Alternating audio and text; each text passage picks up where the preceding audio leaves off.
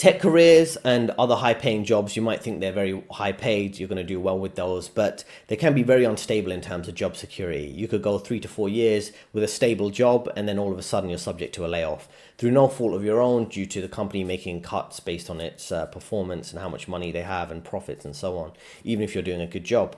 Now, this is a case we're going to cover 2 instances where one highly skilled tech worker was laid off in 2019 and then they were almost laid off in 2023. So it was a close call. Many of his team members were laid off in that second instance. So let's cover that and let's try and learn strategically how to best manage our careers based on what he's saying.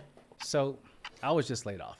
You think that after working in tech for over 7 years, you would hope it wouldn't happen to you. Despite having the much experience that I have right now, I still lost my job. But I'll tell you this, it is probably one of the better things to happen to me in my life. The first time I was laid off was in 2019, my 4th year in tech, which was the beginning of the pandemic. I'm gonna tell you, it was surprising because we were often told that we wouldn't lose our jobs, that no one would be laid off, but I was laid off anyway. Now, fast forward over 3.5 years, it happened again. So these are kind of key points here to mention, right, just in the intro, right? So in 2019, he was dealing with a layoff and he was laid off after 7 years experience, he mentioned, right? So he'd been working for many years. And the rule number 1 here is don't get too attached to your job. Your employer, they won't reciprocate the same loyalty that you have for them. They won't give you the same loyalty. They're not your family. It doesn't matter whether you have 7 years experience, 17, 27 years of experience in a job. You're just a line item in a spreadsheet, right? So when you're subject to downsizing at any time and they want to make some cuts, you could be the person they're making a cut based on the Excel file that they have, very senior levels of the company where they just see you as a complete number on a spreadsheet that they want to cut to save money. And it also certainly happened throughout your career. There's a very 100%, I would say there's 100% likelihood across any time frame that you could be laid off. And if there's something goes wrong at the company, like you work for a financial firm and you do something wrong and they get fined by the financial regulator, typically they need someone senior to resign or to take the hit. And that could be you. You could be nothing wrong that you've done, but they're like, okay, cool. Well, you kind of were working in this area. Maybe you should have noticed something, even though the whole system was flawed and the company was flawed in not looking out for certain things. And then you get the blame and you get fired. So it's things to look out for. Important question might be, what did I learn from being laid off the second time around? You will never receive a warning sign. The amount of times that I've been told at all of my jobs that we will let you know way in advance if a layoff is coming, we'll let you know way in advance if we're not happy with your performance, we'll put you on PIP and you name it. It has never happened to me. That's including all the other friends I have that work in tech who has worked at these other companies. You never receive a warning sign. So do not. So this is kind of important to notice, right? Sometimes there are warning signs, to be fair, right? So you might be working for a company. I've had instances where managers will refer to restructuring or relocating some staff, for example, during Brexit, where many jobs moved from London to Frankfurt in Germany. Not as many as they led us to believe, but some of them did, right? Now, corporations, sometimes they don't give any warning signs. They might say profitability is good, everyone's job secure. And it is in his instance, and in earlier videos I've covered and reacted to, you can check on my channel, where he was told, oh, there won't be any cuts by senior management, and then there are job cuts, and then people are getting laid off, right? And you could be, they say sometimes it's harder to notice if there's going to be a layoff if you're working from home. If you're working from home, you might not sense the office politics, sense the uncomfortable vibe that there might be layoffs if you're working from home. So something to bear in mind. You might be caught off guard in that case. There are some signs, of course, that you might be subject to a layoff if you're put on a PIP, a performance improvement plan. I've got some good tips for that in earlier videos. Just check out my channel. And awkward co-workers, people keeping their distance from you if they think you're not one of the manager's favorites anymore. If the manager's mood changes, there's talk about restructuring, as I say, cost savings, things like that. In those instances, there may be signs that their layoff is coming up. But if there isn't, then just move forward with what you have and do your best and plan ahead and save your money in case there is a layoff that you don't see coming. I will never make the same mistake again about joining a company. What do I mean by this? When I joined my last company, the only reason I joined that company was for the money. It wasn't because I believed in the product. It wasn't because I particularly liked the company. It wasn't because I particularly liked the culture. The culture was great and enjoyed working there, but I only joined for the money. I had 2 offers, right? 2 offers. I had 2 offers at the time before I joined. If I really had to looking back over the last 2 years, I really wanted to join the other company, right? So here's the last company that laid me off. Here was the other company that I wanted to work for. I joined this last job only for the money, even though I knew I'd like working at the other company. The reason I didn't join the other company was because it paid only $10,000 less. I sacrificed my happiness. I sacrificed work-life balance only to make $10,000 more. What were the pay differences between these companies? $190,000 and $200,000 base salary per year. I only joined because I wanted to hit that mark of $200,000, which is my biggest regret. So this is an important lesson. What can we learn from here, right? Money isn't everything. Of course, you want to look for money and stability. When it comes to a job compared to maybe a side business and things like that, you want stability. That's what the main thing a corporation can offer you, even more than what they're paying you, is the stability, at least for 3 to 4 years until you could face a layoff, right?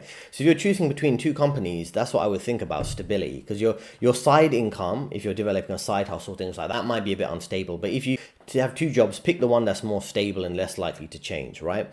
So don't just join for the money, look for any red flags.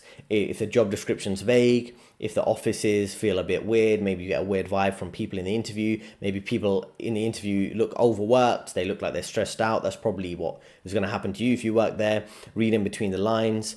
I'll give you an example. I had several interviews, final round interviews at a major hedge fund that was focused on the environment, and this is before the whole ESG climate propaganda. But one thing I noticed that was a bit weird about their offices is that it had so many facilities. And people might think that's a good thing, right? But it felt like the company was spending so much money on the facilities. They had like all these leisure activities. They had a chef that would come in and cook breakfast. They would have all these type of activities and lounge areas in their hedge fund.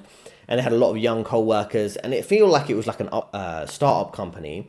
But it felt like it was more based on social dynamics and socializing at work and keeping employees at the office for long time periods to kind of play along with the office politics than actually about the work. And the more and more I sense that, I'm the type of person I want to succeed on competency, meritocracy. I want to do the work. I want to have clear boundaries in terms of work hours and live my life outside of work.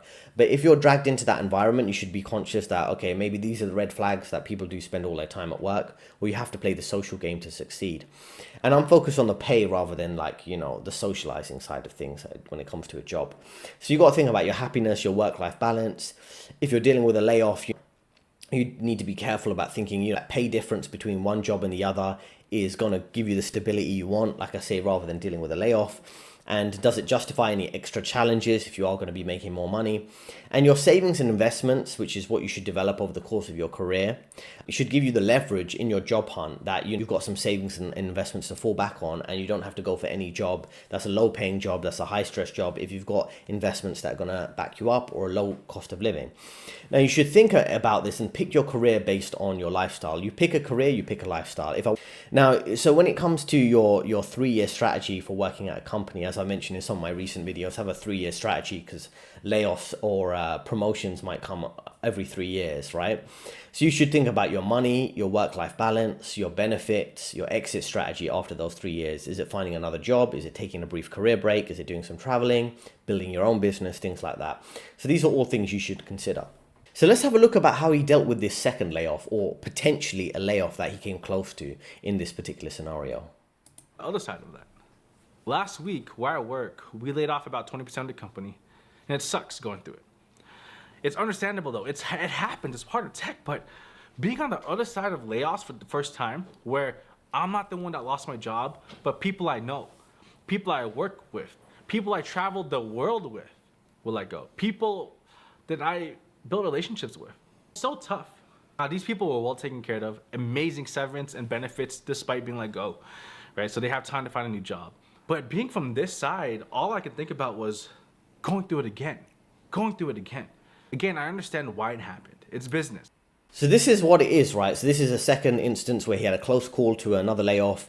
It was awkward because you could be next. And after dealing with these multiple rounds of layoffs that you're seeing, it can really create a lot of traumatic memories. And I know that might sound over the top, but if all of a sudden you have the rug pulled from up under you and you don't see the signs coming, it can have a mental health impact. You see other people being laid off, you remember how stressful it was to lose your job and having to find another one, right?